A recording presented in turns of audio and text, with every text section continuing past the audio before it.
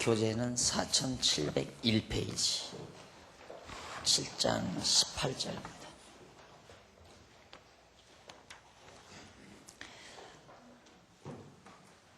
이제 사저신 줄 알고 본 것 같습니다.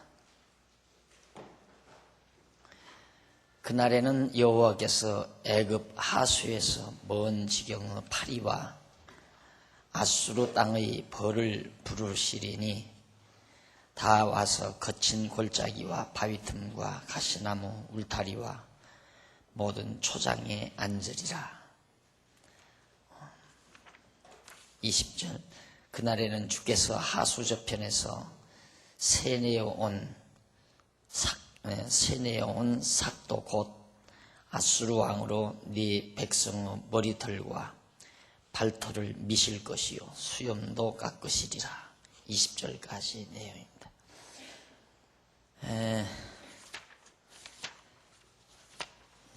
지금 이스라엘의 패망에 대해서 우리가 지금 살피는 중인데, 북이스라엘도 망한다는 사실이죠. 그래서 여기 7장 18절로부터 25절은 에브라임이 멸망당할 때의 참혹한 모습에 대해서 예언하고 있는 내용입니다. 지난번에도 잠깐 제가 말씀드린 것 같은데, 왜 멸망하는 모습이 참혹한 그 모습을 미리 말해주는가? 우리는 보통 이런 내용을 볼 때 이렇게 하나님 말씀 듣지 아니하면 이처럼 참혹하게 망하니까 이제라도 회개하고 돌아와 하나님 앞에 무릎을 꿇어라, 그런 경고의 내용으로 받아들이는 것이 일반적인 상식입니다. 그러나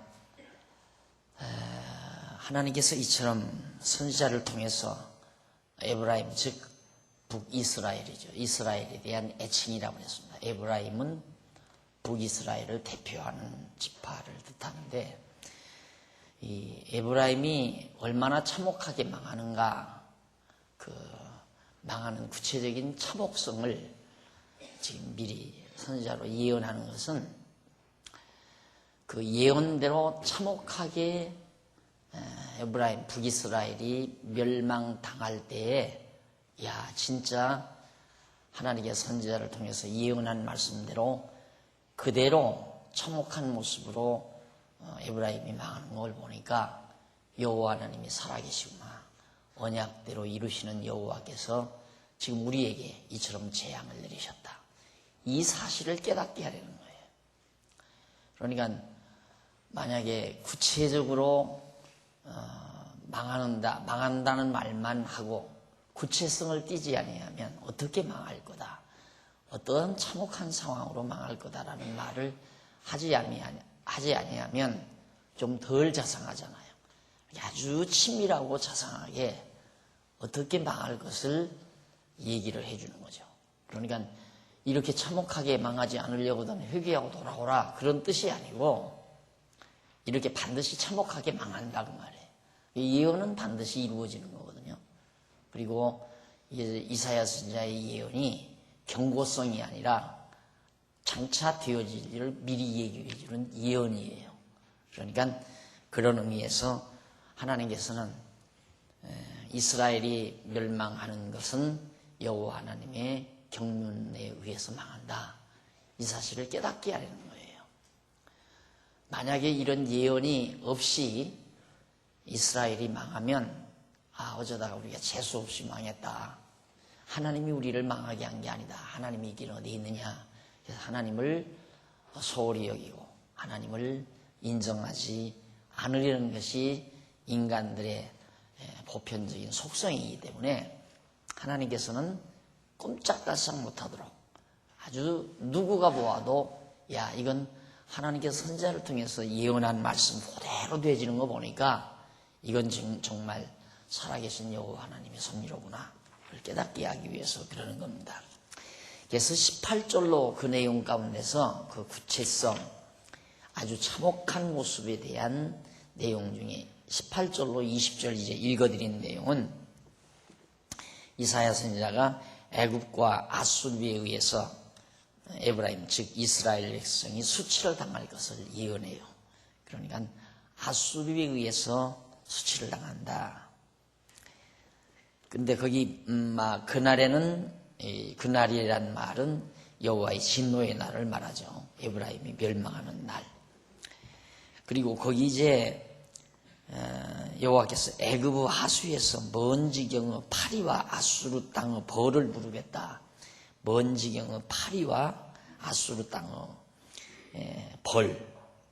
파리하고 벌을 상징적으로 말해줍니다.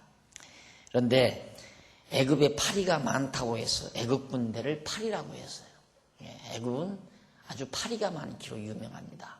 그러니까 파리가 많다는 건 그만큼 좀 지저분하다는 얘기거든요. 기온이 온도가 또 파리들이 서식하기에 좋고 그래서 애굽의 파리 하는 건 그렇게 파리처럼 나약한 애굽 군대에게도 너들은 망한다 그 말이에요.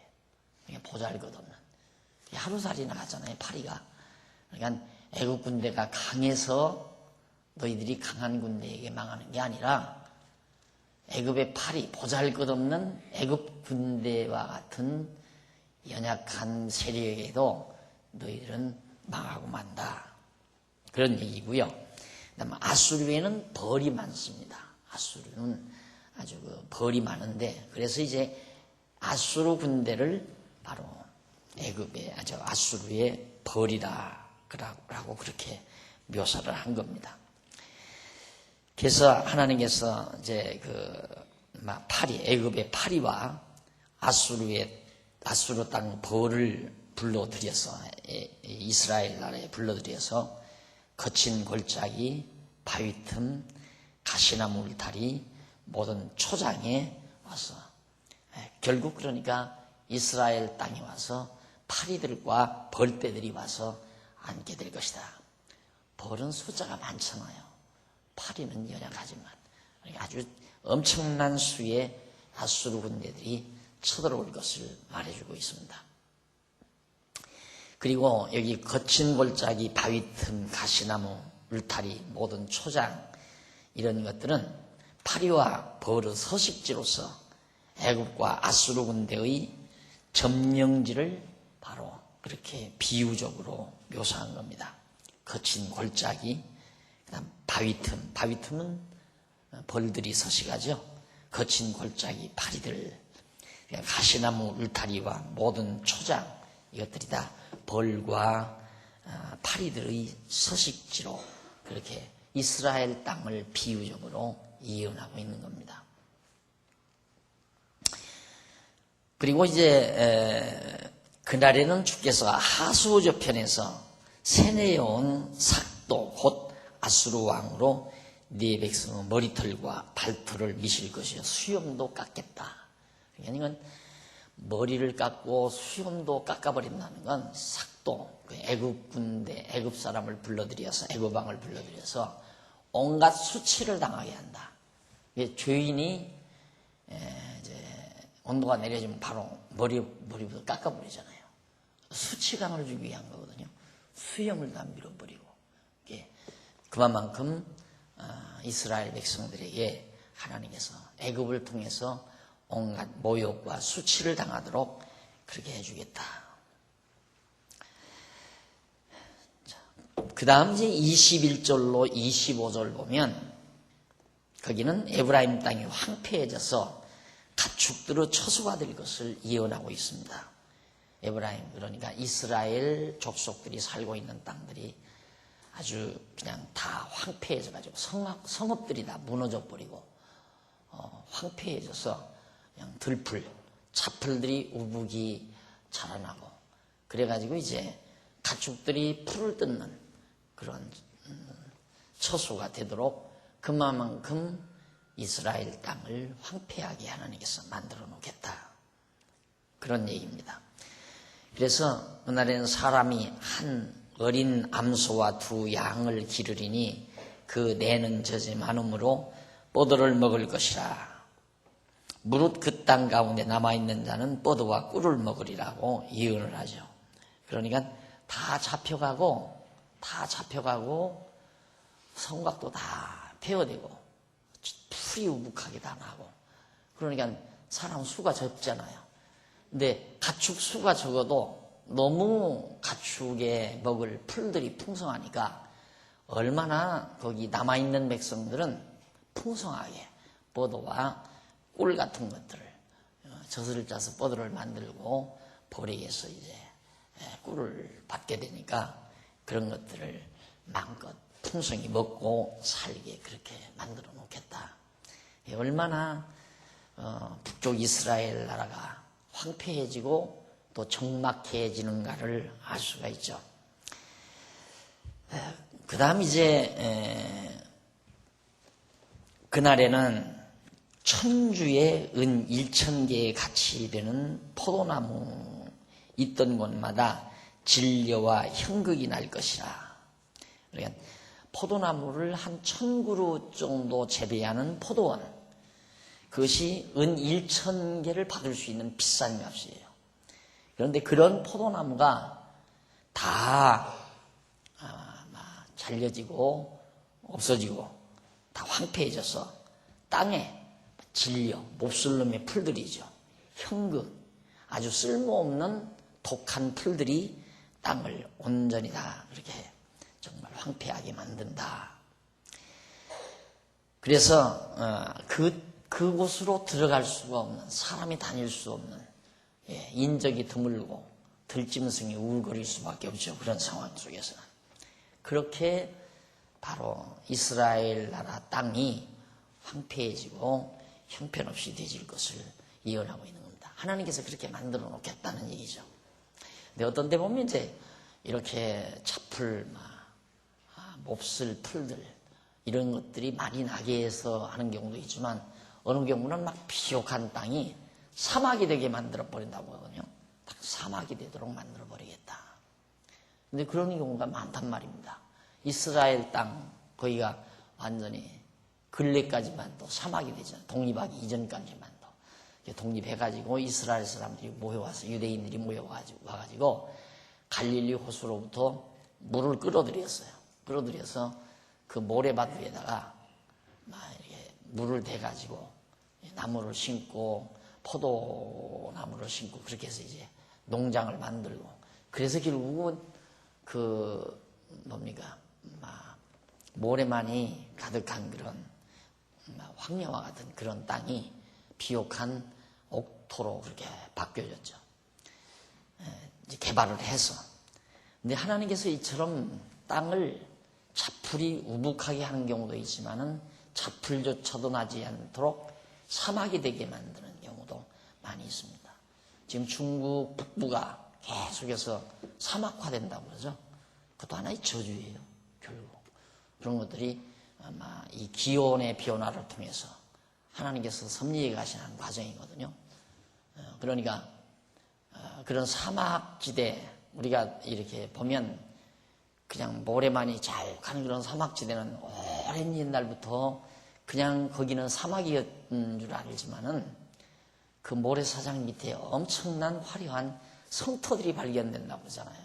그런 거 보면 수천 년 전에 그런 사막지대에 정말 인간들이 융성하게 풍요를 누리고 살던 그런 시절들이 있었음을 그런 고고학적 자료들이 다 증명해주고 있는 겁니다. 하나님의 저주가 그런 방법으로 임한다.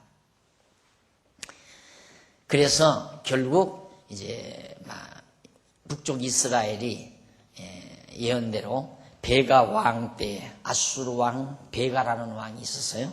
그 베가 왕 때에 아수르 왕이 쳐들어와, 베가 왕이 아니라 이스라엘의 베가 왕, 이스라엘 나라의 베가 왕 때에 아수르 왕이 쳐들어왔어요. 와서 많은 땅을 빼앗고, 그 땅들을 빼앗고 백성들을 전부 사로잡아 버렸어요.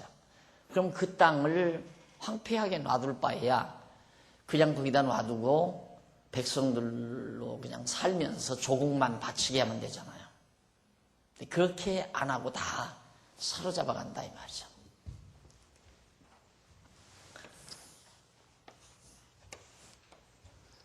이제 이스라엘 땅, 이게 이제 이스라엘, 이게 유다 땅, 이건 유다고요. 이건 이스라엘 땅인데, 이게 요단강이고.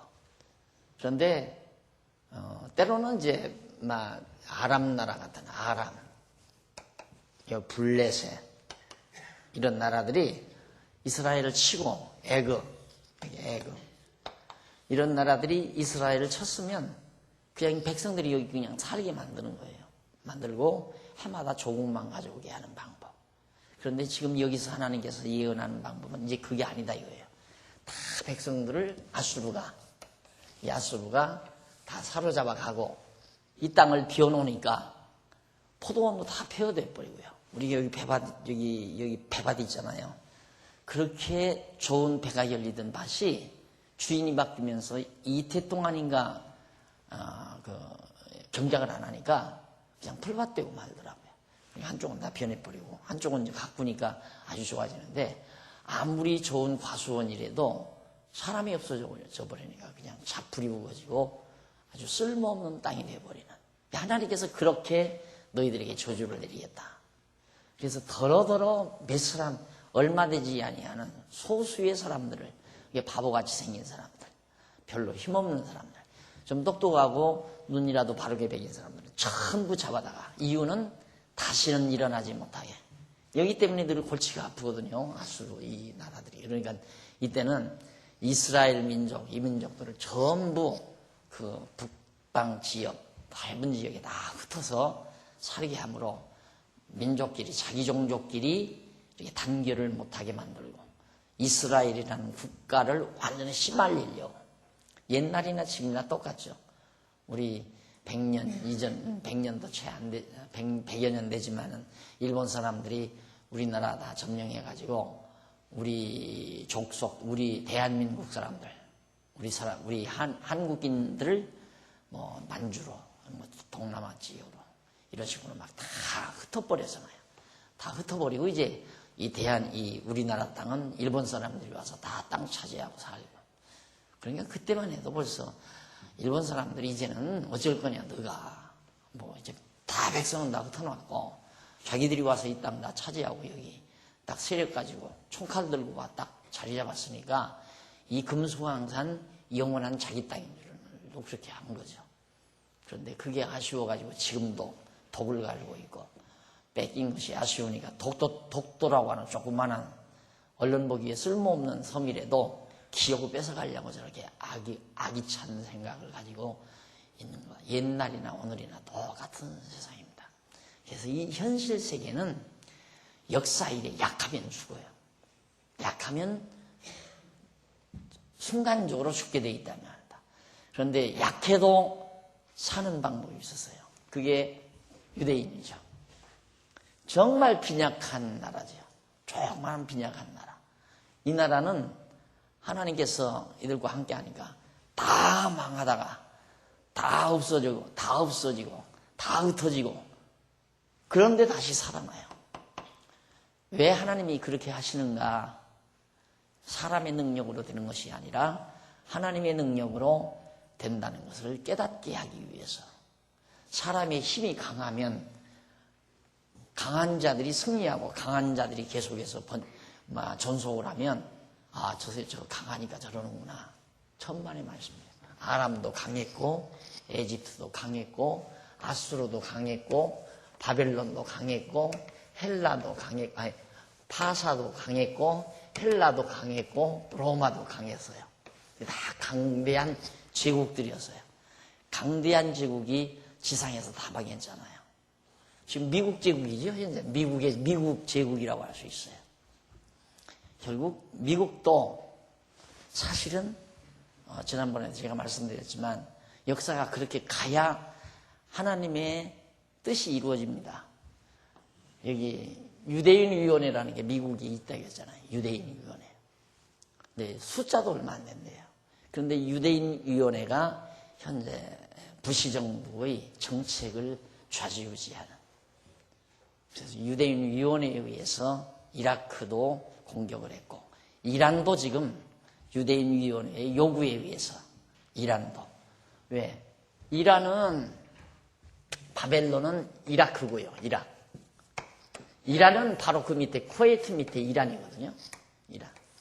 이 사람들도 다 이 유대인들하고는 원수란 말입니다. 이게 아수르, 바벨론, 이란, 이라크, 이 중동 국가다. 참, 이 사람들이. 유대인하고는 대원수예요. 성경 초기 역사 때부터 그래요. 그러니까 유대인들은 이들이 일어나는 것을 원치 않는 거죠. 그러니까 그런 정책을 미국을 조종해서 하니까 결국은 이렇게 미국은 엄밀히 어떤 의미에서 유대인 앞잡이 노릇하다가 유대인에게 먹히고 말아야 되죠. 그래서 미국은 망할 수밖에 없는 거고 결국 유대인 시대가 도래해야 그것이 이제 하나님께서 역사를 이끌어 가시는 한 방향이고 또 하나님의 섭리고 그런데 벌써 그런 징조가 미국의 재계, 경제계, 미국의 경제계, 과학계 아주 주요한 요소에 유대인들이 자리하지 아니한 것이 없을 만큼 그렇게 대단한 민족입니다. 이렇게 아주 연약한 지금 땅덩어리도 아주 적어요. 아주 적은 조그마한 땅덩어리에 이제 독립한 지 우리나라와 비슷하죠. 독립한 지 한 50년 남짓 됐는데 저렇게 세계를 좌지우지할 만한 힘이 그들에게서 나오는 게 아니라 하나님께서 그들에게 머리를 주고 지혜를 주고 그렇게 해서 결국 하나님이 당신의 계획된 역사를 이끌어가는 겁니다.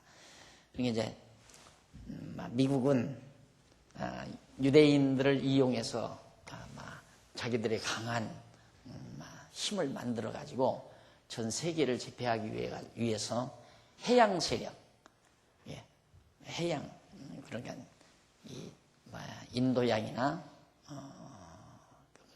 태평양, 인도양, 대서양 이 주변 그 해양 해변 국가들 그러니까 보세요. 일본, 한국, 대만 이쪽이 이제 바로 인도 쪽으로 이제 벌써 인도 붙들잖아요. 바로 해양 세력. 그런데 중국은 이제 대륙으로 뻗어나가요. 대륙. 그래서 이제 자꾸 큰 땅덩어리를 차지하고 대륙 세력을 만들려고. 그러니까 미국은 대륙으로 뻗을 수가 없으니까 해양 세력을 만들어서 온 지구를 다 통째로 제패하고 싶은 그런 욕망을 가지고 꿈틀거리는데 그 사이에서 지금 누가 좌지우지하는가? 바로 유대인들이 바로 세계 동향을 움직여가고 있다. 그런데 지금 세계 경제가 이라크, 이란 여기서 이제 중국이라는 이게 나오잖아요. 중국. 이 중국이 엄청난 발전을 지금 해가고 있으니까 미국은 불안하고 초조한 거죠. 그래서 미국은 이제 그 달러 가치를 통해서 세계 경제를 좌지우지해 보려고 하는 그런 시도를 움직여가고 있기 때문에 우리나라 경제 정도는 이건 아무것도 아니에요. 이건 하루아침에 박살나게 되면 하루아침에 박살나는 경제거든요. 강대국들의 돈 노름에 우리 같은 조그만 나라들의 산업이라든가 은행계는 이거 아무것도 아닌 그런 처절한. 그래서 사실 모르고 그냥 내 재산 있고 그러니까 잘 먹고 잘 살겠지. 그러고 살면 편안하지만 세계 돌아가는 모습을 보고 예측하며 살면 불안해서 어딘가 미국이나 어디 안정한 나라로 이민 가고 싶은 그런 생각들을 그래서 다 좀 뜬뜬 사람들은 이민을 가려고 하는 겁니다. 그런데 약자를 들어서 강한 자를 부끄럽게 하시는 하나님의 섭리처럼 그래도 우리가 약한 대한민국 땅에 나서 살게 됐다는 게 한없는 은총이라고 생각하고 사시면 마음이 편안할 겁니다. 하나님이 약자를 들어서 역사하신다는 것 언제나 그것이 세계사를 이끌어 가시는 하나님의 섭리였습니다. 순간은 강대한 나라 아람이나 에집트나 아수르, 바벨론, 파사, 헬라, 로마 이런 강대한 제국들을 한 시대씩을 하나님이 사용을 해요. 한 시대를 당신의 정하신 뜻을 이루기 위해서 사용하지만 그냥 내 던져버린다 이 말이죠. 그냥 다 패망하도록 던져버리고 만다. 그런 뜻에서 오늘 하나님께서 아수르도 그렇게 섭리하시지만 결국 아수르가 나중에 망하게 되죠. 그래서 21절로 25절에서 아주 방대한 나라들, 이 나라들이 여기 있는 모든 백성들을 다 사로잡아가서 완전히 망하도록 그렇게 해서 결국 북쪽 이스라엘 망하면 남쪽 유다, 그 다음에는 이제 여기 먹고 나서 아수르가 유다를 친다. 그런데 유다를 치지만 이때는 안 된다. 이스라엘을 친 아수르를 바벨론이 치고 아수르가 망해요. 그러니까 아수르를 바벨론이 치는 것은 이스라엘의 보수를 위해서예요. 보수. 원수 갚아줌을 위해서. 그러니까 너는 절대 원수 갚으려 하지 말라 그 말이에요. 너는 절대 원수 갚으려고 하지 말라. 이 이스라엘을 강하게 만들어서 아수르에 보복하는 게 아니라 하나님께서 아수르를 통해서 너 이스라엘 백성들을 가서 사로잡아다가 다 고생을 시켜라 해서 아수르가 쳐들어온 거 아니에요. 하나님께서 아수르를 그렇게 섬기하셔서. 그리고 나서 내 백성 왜 이스라엘을 너희들이 괴롭혔느냐 하고 바벨론을 강국으로 만들어서 아수르를 쳐서 멸망을 시켜버려요.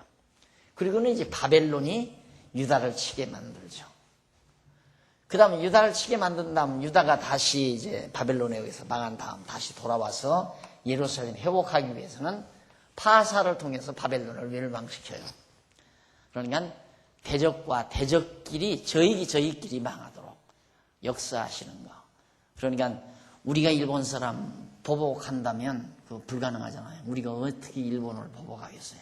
우리가 당한 서름과 아픔을 일본 사람들이 어떻게 보복하겠어요?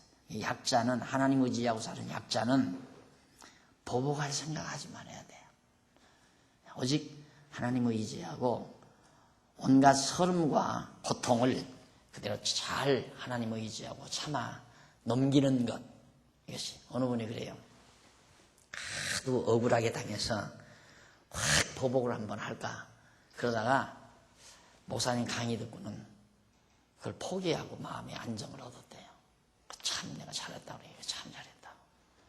보복을 하면 순간 다 해소가 되는 것 같아도 하고 나면 또 불안한 거예요. 상대방이 또 보복 안 하나요? 또 보복하죠. 하나님이 우리의 원수를 갚아줘야 완벽하지 내가 원수 갚으려고 해서는 안 된다. 세상 살다 보면 억울한 일 참 많잖아요. 그래서 어리석은 자가 하나님 사랑하는 자를 억울하게 만드는 자입니다. 참 미련하고 어리석은 자예요. 하나님이 사랑하는 자를 억울하게 하면 안 돼요. 그것이 바로 성경이 우리에게 가르쳐주는 주요한 진리입니다. 그 다음 이제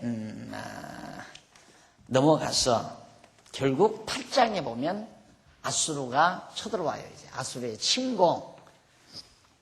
이사야의 예언대로 예언이 이루어져야 되잖아요. 8장 아수르가 침공하는 내용이 나옵니다. 1절로 8절 거기 보면 4704페이지 아래에서 두 번째 보면 1절로 8절 다메섹과 사마리아가 아수르에 의해 망할 것을 예언을 합니다. 아수르의 침공에 의해서. 아수르가 쳐들어오는데 여기 다메섹이 있어요. 다메섹이 중간에 자리 잡고 있어요. 근데 아수르가 다메섹을 쳐서 멸하고 또 그 다음 이스라엘을 쳐서 멸한다. 지금 아수르가 세력 확장을 위해서 또 영토 확장을 위해서 이 시대만도 영토를 넓히기 위해서 이제 아수르가 계속해서 쳐들어온다 하는 얘기입니다. 1절, 8장 1절. 여호와께서 내게 이르시되 너는 큰 서판을 취하여 칠판과 같은 거죠. 서판을 취하여 그 위에 통용 문자로 말살렐 하스바스라 쓰라. 내가 진실한 증인 제사장 우리야와 여베레기야의 아들 스가랴를 불러 증거하게 하리라 하시더니 내가 내 아내와 동침함에 그가 잉태하여 아들을 낳은지라. 여호와께서 내게 이르시되 그 이름을 말살렐 하스바스라 하라. 이는 이 아이가 내 아빠 내 엄마라 할 줄 알기 전에 다메섹의 제물과 사마리아의 노량물이 아수르 왕 앞에 옮긴 바 될 것임이니라. 4절까지죠. 그래서 1절로 4절은 여호와의 명대로 이사야 선지자가 낳은 아들의 이름을 말살렐 하스바스라고 이름을 짓습니다. 그런데 여기 이제 너는 큰 서판을 취하여 그 위에 통용 문자로 말살렐 하스바스라 쓰라고 하잖아요. 그런데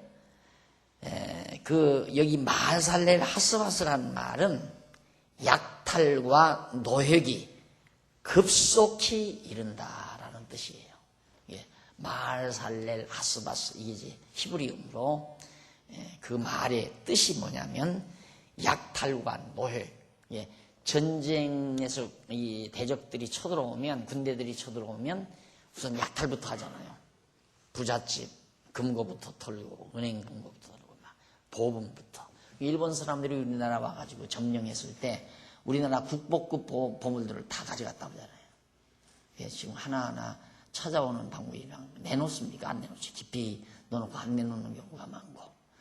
또 어떤 사람들은 아마 몽땅 그 국보급 보물들을 가지고 가다가 갑자기 막 폭격을 맞아가지고 뭐 서해바다 어디에 그 배가 침몰이 됐대요. 그것만 찾으면 막 팔자 핀다고 해가지고 또 서해바다 탐사에 나서는 사람을 내가 봤는데 그 다 황당한 사람들이죠. 그러니까 전쟁을 하게 되면 와서 전부 그런 보물들부터 약탈하고 전부 갈취해가는 일부터 하니까 바로 그 말이 말살렐 하스바스라. 아주 급하게 이루어진다 이 말이에요.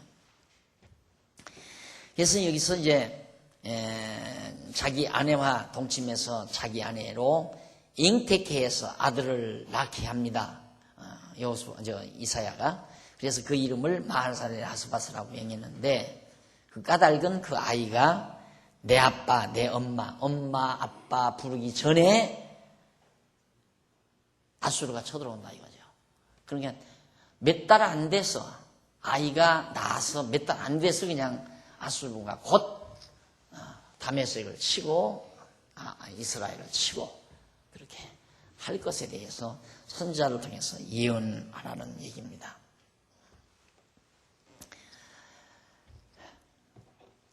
사실 이 엄마 아빠 할 줄 알기 전이라는 말은 아이가 말을 배우기 전, 아직 말을 배우기 전으로서 아주 까다로운 장래를 가까운 장래, 몇 달 가까운 장래에 대한 내용을 그렇게 말해주고 있습니다.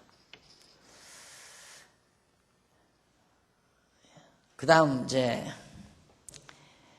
이 예언이 언제 이루어졌냐면 북쪽 이스라엘 왕 베가 왕 때에 아수르 왕이 쳐들어와서 많은 땅을 빼앗고 백성을 사로잡아 간 사실이 열왕기하 15장 29절에 나와요. 6페이지 나오죠. 4706페이지. 열왕기하 15장 29절에 보면.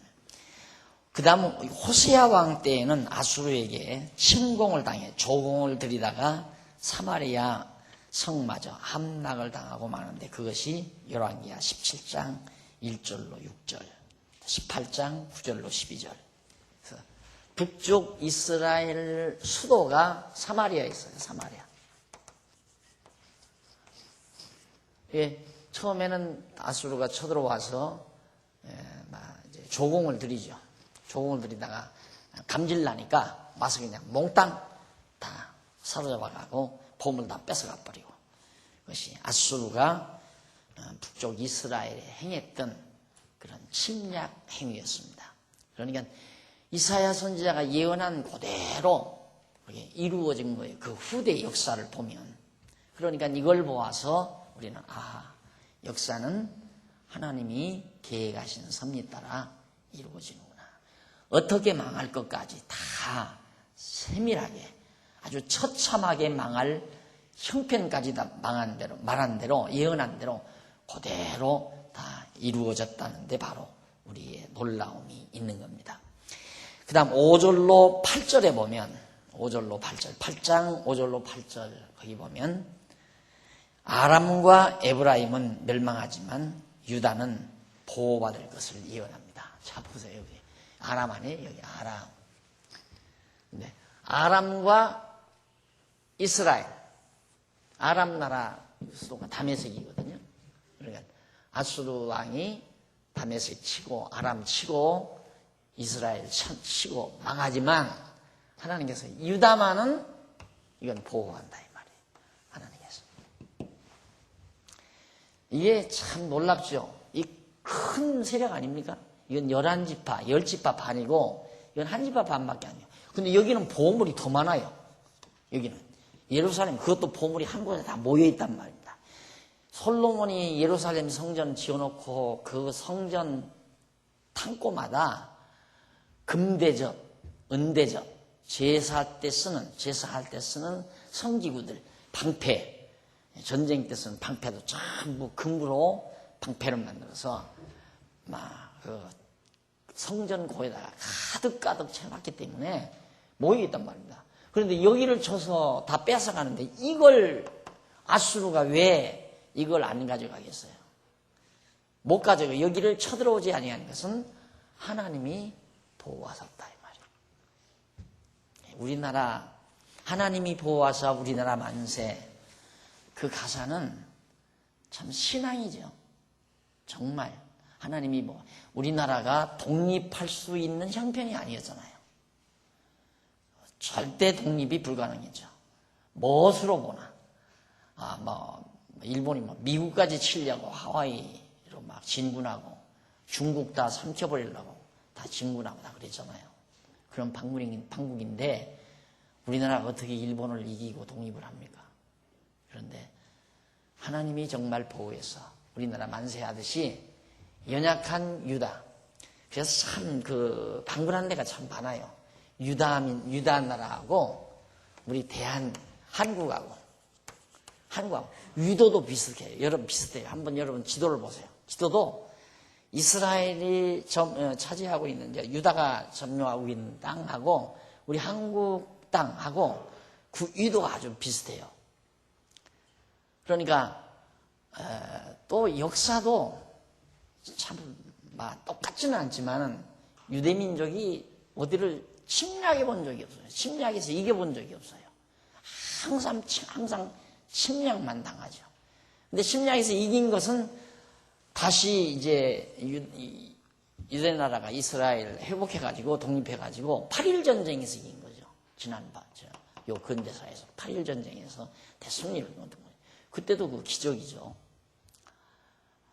솔직히 이 유대 나라 이제 겨우 나라를 복구해서 개발도상이 있는 그런 형편없는 작은 나라인데 이 나라가 주변에서 쳐들어오는 전쟁에서 8일 만에 이겨버렸잖아요. 8일 만에.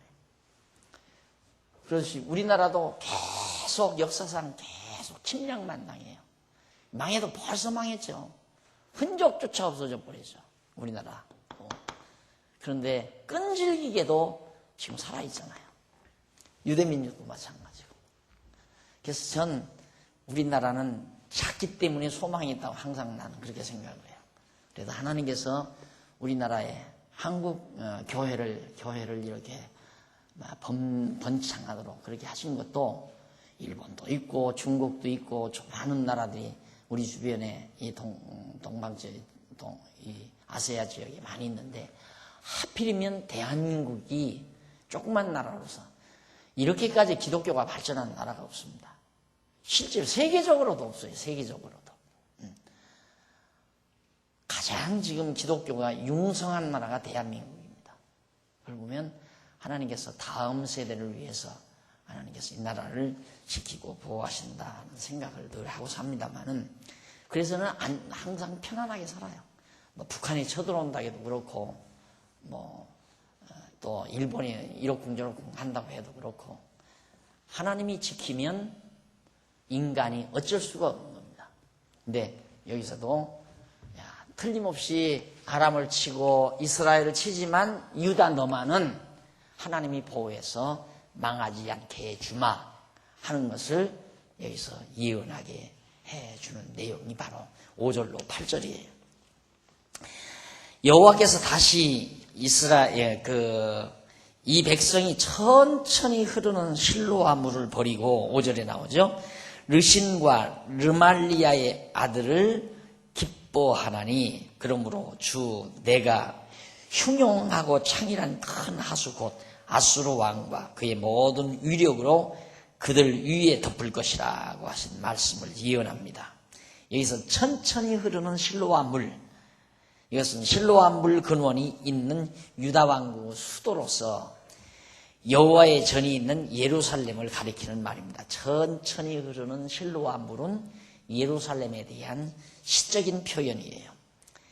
그리고 이사야 선지자는 에브라임 백성이 예루살렘을 저버리고 아람 왕 르신과 이스라엘 왕 베가를 기뻐하므로, 에브라임 백성이 예루살렘을 저버리고 아람 왕 르신과 이스라엘 왕 베가를 기뻐한다. 당연히 여기 예루살렘 성전이 있으니까 이스라엘 사람들이 여기를 좋아해야 되잖아요. 그런데 북쪽 이스라엘 왕인 베가와 그다음 아수르 왕 르신을 좋아한다 이거예요. 그러니까 강국을 우리가 인간적으로 생각하면 강국을 의지하면 살아남는다라고 생각을 하잖아요. 강국을 의지하면. 사람도 그렇죠. 사람도 집안에 큰 사람, 성공한 사람, 돈 많은 사람이 있으면 참 덕보고 살 것 같이. 그래서 거기 가서 아첨을 하고 거기에 비리 붙고. 그게 이제 인간들이 보편적으로 가지는 심리 상태 아닙니까? 그런데 여러분 여호와 하나님 배우고 나면 그런 치사한 마음이 사고서져 버려요. 의지할 마음도 없고 강한 세력을 의지하고 빌붙을 마음도 없고 또 아첨하고 싶은 생각도 사라져 버리고. 왜? 여러분 사람이란 반드시 이상해요. 이게 내가 저 사람을 도와야 되겠다는 말은 보편적인 인간의 생각이 아니에요. 하나님이 이제 정말 선한 마음을 주어야지. 근데 보편적으로 인간이 기본적으로 가지고 있는 생각은 뭐냐면 자기 곁에 다가오는 사람을 어떻게든지 이용해서 이윤을 보려고 하는 것이 인간의 심성이에요. 교회도 그렇잖아요. 교회를 나와서 내가 어떻게 교회를 위해서 무엇을 할 건가를 생각하는 사람이 그렇게 많지 않아요. 교회를 통해서 내가 뭘 유익을 좀 봐야 되겠다. 교회를 통해서 내가 이득을 봐야 되겠다는 생각. 그래서 같이 사랑의 짐을 지지 않고 도리어 자기는 잘 이렇게 눈치 작전을 하면서 교회가 자기를 위해서 뭔가 해주기를 바라는 그런 생각을 곧잘 하게 되죠. 그리고 타산하게 되고 이렇게 계산하게 되고 그런 것이 인간의 기본이에요. 그 사람들은 약다 그러고 똑똑하다 그러죠. 그런데 남을 돕고 그냥 이렇게 바보처럼 그냥 남보다 더 많은 걸 희생하고 봉사하고 그러면 똑똑하지 못하다고 그러고 바보처럼 생각하고요. 근데 그렇기 때문에 인간적으로 강한 나라를 의지한다고 하면 강한 나라가 자기들을 더 잘 살게 만들어주는 게 아니에요. 지금 보세요. 우리나라 경제하고 미국 경제하고 얼마나 차등이. 난 반미 사상을 말하는 건 아닙니다. 그냥 기본 원리를 말하는 거죠. 우리나라 뭐 잘 되면 배 아파해요. 지금 개성공단에다가 공단 만들어서 지금 잘 돌아가잖아요. 좀 내버려 두면 어때요? 좀 불쌍한데 동족들 같이 돈도 벌어먹고 우리 철도도 이었잖아요. 그래서 우리 좀 서로 같이 살게 놔두면 되련만 그걸 싫어하잖아요. 이게 잘 되는 거 싫어하는 거예요. 약자들이 잘 되는 거 절대 싫어하는 거예요. 강자가 약자. 그게 이제 인간의 기본 심성이에요. 근데 이제 하나님께서 우리에게 선한 마음을 주면 그 마음이 바뀌어지지만은 기본은 언제나 강자가 약자를 이용한다. 그러니까 이스라엘 네가 베가를 하나님을 의지하지 않고 너희 왕 베가를 좋아하고 아수르 왕 르신을 좋아하고 아수르 신 르신을 좋아하고 그러니 하나님께서 친다 이 말이에요. 망하게 한다. 예. 그리고 그 모든 골에 차고 모든 언덕에 넘치 흘러 유다에 들어와 창이라고 목에까지 미치리라. 임마누엘이여 그의 피우는 날개가 내 땅에 편말하리라고 하신 말씀을 예언을 합니다. 이는 아수르의 침략이 아람과 북쪽 이스라엘을 지나 유다 땅까지 막 여기까지 아수르가 꽉 쳐들어와서 여기까지 전부 덮친다. 다 덮쳐버린다. 거기 이제 임마누엘이라는 말 많이 들어보셨잖아요. 임마누엘이라는 말은 여호와 하나님이 유다 왕국과 함께 계시어 보호하심이 유다 땅 전역에 편만하게 된다는 겁니다. 그러니까 유다가 이렇게 막 쳐들어와서 난리를 치지만은 여기만은 임마누엘의 하나님이 유다와 함께해서 절대 망하지 않도록 보호해준다라고 예언하는 내용입니다. 그래야 하나님의 약속이 이루어지잖아요. 저희 약속이. 그 다음 8장 9절로 15절 대적자들이 패망하고 이스라엘도 실족할 것을 예언합니다. 대적자들 이거 얘들 망한다. 아수르도 망한다. 그리고 이스라엘 너희도 망하고 대적도 망하고 너도 망한다. 다만 유다만 하나님이 보호하신다. 근데 이것도 그렇죠. 우리는 유다는 보호한다. 그러면 유다는 참 하나님 뜻대로 잘 살고 우상도 안 섬기고 착하고 선해서 보호할. 그게 아니다 이 말이에요. 그러니까 우리는 보호한다. 보호하는 그 자체에 우리의 관심이 기울어져서는 안 돼요. 우리는 보통 내 중심이니까 하나님이 날 보호한단다. 그러면 보호받는 그 자체에 취해버리죠. 그게 이제 어리석으면 그렇게 되면 이제 지혜가 흐려지는 거예요. 보호받는 그 자체에 취하지 말고 하나님께서 언약대로 다윗 왕 영원하리라. 다윗 왕가가 영원하고 다윗의 자손으로 예수 그리스도가 오실 것을 언약하신 하나님께서 유다를 망하지 않고 다윗 왕가를 보호하신다. 정말 하나님께서는 언약대로 이루어 가시는구나. 거기에 우리의 관심의 초점이 모아져야 된다. 근데 어리석으면 하나님이 우리 보호해 주다. 좋다. 좋구나. 누구나 거기에 우리의 관심이 빠져버리죠. 그러면 이제 판단력이 흐려지고 어리석어지는 겁니다. 언제나 생각을 하나님 중심으로 생각을 하는. 왜 하나님이 우리를 보호하실까? 이 사람들도 우상을 섬기고 남쪽 유다는 더더욱 이들보다 더 사악하다고 그랬는데 이유는 하나님께서 언약을 이루시기 위해서 다윗의 자손으로 예수 그리스도가 오시기 위해서는 다윗 왕가가 망하면 안 되잖아요. 그래서 하나님이 유다 왕국을 보호하신다. 자, 거기 이제 너희 민족들아 9절에 나오죠. 너희 민족들아 환호하라. 필경 패망하리라. 너희 먼 나라 백성들아 들을지니라. 너희 허리를 동이라. 필경 패망하리라. 너희 허리에 띠를 띠라. 필경 패망하리라. 라고 그렇게 이사야 선지자가 예언합니다. 여기서 너희 민족들이라는 말 그리고 너희 먼 나라 백성들 이건 아수르를 비롯한 이스라엘을 대적하는 백성들을 가리키는 겁니다. 아수르만 대적하는 게 아니라 이 주변 모든 나라들이 이스라엘을 다 아수르가 다메섹 아람 나라하고 단결해서 먹혀 들어갔으니까 그러니까 아람과 아수르가 단결해서 이스라엘 쳐 들어오게 된다. 그러니까 결국 너희 민족들아 또 너희 먼 나라 백성들 아수르죠. 거기 보면 이제 혼화하라는 말이 나와요. 혼화. 옛날 말이라 어려운 말로 자꾸 사용을 했어요. 이게 이제 히브리 원문으로 로우라는 말인데, 이는 상하게 하다, 괴롭히다, 해치다 그 말이에요. 이게 와서 막 창으로 찌르고 괴롭히고 해하고 죽이고 이런 등등의 말을 로우라고 그렇게 말을 합니다. 혼화하다 이런 말.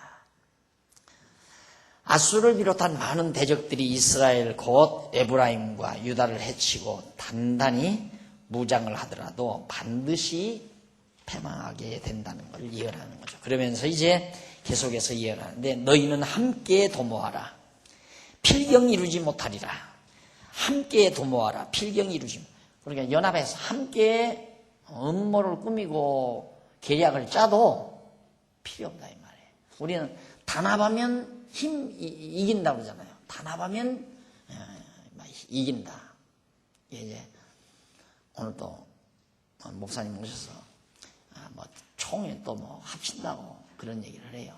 나는 그런 얘기를 들으면서 백날 합친다고 총회가 강해지는가 한번 합쳐봐라. 합친다고 강하고 흩어진다고 약하고 그거 아니에요. 우리가 교회도 그렇습니다. 교회도 두 교회를 합치면 굉장히 막 교인 수가 많을 것 같아도 천만에요. 가만히 세상 살면서 보니까요, 모든 일이 그렇더라고요. 여기 한 무리 있잖아요.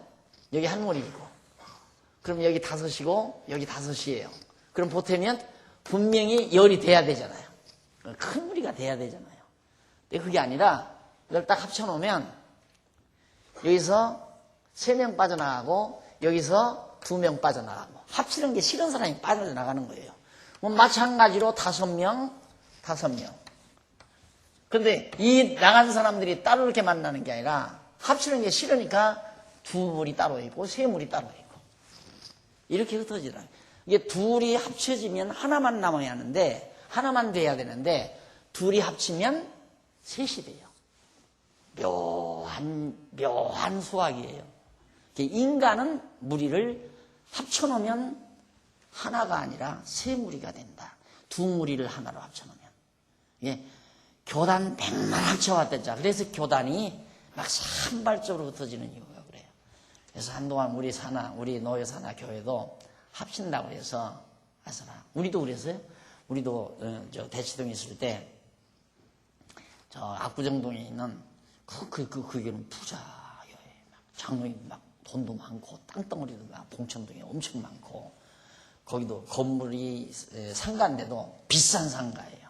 교회 건물이. 그때만 해도 막 몇십억 나가는 상가. 근데 그 교회하고 우리하고 합치자고 자꾸 그 장로가 나를 만나잔대요. 만나잔다고 해서 약속을 했는데 어디 나 가보지도 못했던 중국 음식 쪽으로 날 초대했더라고요. 근데 생전 먹어보지도 못한 음식을 먹어가면서 얘기를 하는데 나를 합치자 그래요. 그래서 깨끗이 거절했어요. 두말 없이 거절해 그랬어요. 안 됩니다. 안 되는 거예요. 그러니까 우리 노예산하 교회들도 그랬어요. 노예산하 교회, 뭐 교회가 어느 교회하고 합치다 해서 아서라, 합치지 말아라. 안 합치기 참 잘했죠. 근데 인간의 생각은 틀림없이 5이 모이면 열이 될 줄 천만의 말씀 안 돼요. 그러니까 정말 하나님께서 순수가 좋은 거예요. 아주 순수. 그래서 우리 교회 제가 행정을 하는 것도 자꾸 순수. 정말 순수하게 교회를 사랑하고 순수하게 진리를 사랑하고 정말 순수하게 영혼을 사랑하는 그런 순수한 성도들로 교회 적어도 좋다 이거예요. 더 이상 안 커도 이것도 지금 크다 이거예요. 그래서 사람만 이렇게 좀 많아지니까 공간이 적잖아요. 속해라. 우리 형편 따라서 그냥 비닐하우스에서 이제 내리고 이번 주일이고 토요일이고 한번 가보세요. 근사해요. 멋있어요. 막 방을 한 18개 만들어 놨거든요. 우리 속회원들 각 속회별로 들어가서 오손도손 밥 먹고 위에 담소하고 부담 없이 뭐 어디 좀 찌어도 상해도 별로 아깝지 않을 정도로 부담 없이 그렇게 만들어 놨습니다. 예. 그렇게 살다 가면 되는 거죠. 안 그래요? 그렇게 살다가 즐겁게 살다 가면 되는 거예요. 욕심 부리지 말고 그냥 욕심만 이렇게 막 사람 끌어모아서 떼죽 만들려고. 오늘 참 놀라운 얘기를 제가 하나 들었는데, 저를 이단으로 몰고 저를 괴롭혔던 그 주모자 목사가, 그때만 해도 나는 개척교회, 장안동사 개척교회 했는데, 그 사람은 벌써 한 1000여 명 교회 거느리는 대형 큰 교회, 총회장도 지나고 대단한 분이었어요. 그런데 오늘 얘기 들으니까 장로님들이 발광 일어나서 지금 은퇴가 얼마 안 남았는데 내쫓아버리려고, 나가라고, 못 나간다고, 완전히 지금 막 대치국민에 접어들었다고 그러더라고요.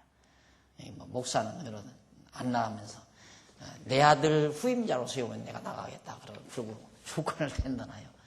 아이고 참 쫄장부 같은 인간이라고 내가 그러면서 얘기를 했습니다마는, 참 세상 묘한 일이 참 너무너무 많아요. 너무너무. 그러니까 교회라고 하는 건 순수해야 돼요. 절대 교인 욕심 부리지 말고, 여러분들 교인 욕심 부리지 말고, 교회 재산 욕심 부리지 말고. 지금 너무 하나님께서 너무 엄청나게 해줬잖아요. 이걸로도 너무 족하고 넘칩니다. 잘 우리 여러분들 자녀들 신앙 안에서 잘 길러가지고 자녀들로 하여금 잘 지키면서 욕심 부리지 말고 하나님 경외하기를 배우는 아름다운 처소로 잘 가꾸며 살아가도록, 그렇게 순수하고 아주 깨끗하게 그렇게 여러분들이 살아가는 것. 하나님께서는 아무리 적어도 유다는 약속의 자손이기 때문에 지켜주신다. 적은 것 항상 위축되지 말고, 적어도 하나님이 함께하면, 임마누엘 하나님이 함께하면 거기에 승리가 있다 하는 얘기입니다. 8장 16절로 22절 보면 거기는 11절로 15절입니다. 8장 11절로 15절에 보면 이스라엘이 성소에 계신 여호와로 인하여 실족할 것을 예언하는 내용입니다. 이스라엘, 성소에 계신 여호와로 인해서 이스라엘이죠. 여기는 여기에 계신 여호와 하나님으로 인해서 여기는 실족한다, 넘어진다.